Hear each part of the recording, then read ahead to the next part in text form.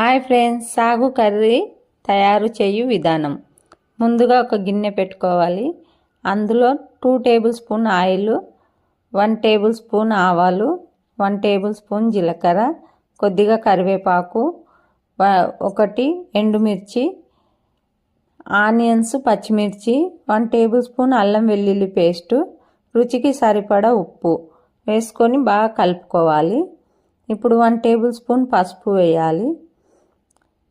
మరొకసారి కలిపి ఒక బౌల్ తీసుకొని అందులో 3 టేబుల్ స్పూన్ల శనగపిండిని వాటర్ వేసి పల్చగా కలుపుకోవాలి. ఆ మిశ్రమాన్ని ఇందులో పోసి ఒకసారి కలపాలి. ఇది కలిపిన తర్వాత ఒక గ్లాసు వాటర్ వేసి ఉండలు లేకుండా పల్చగా కలుపుకోవాలి. ఇది కొద్దిగా ఉడికి దగ్గర పడ్డప్పుడు ఒక నిమ్మకాయని పిండుకోవాలి.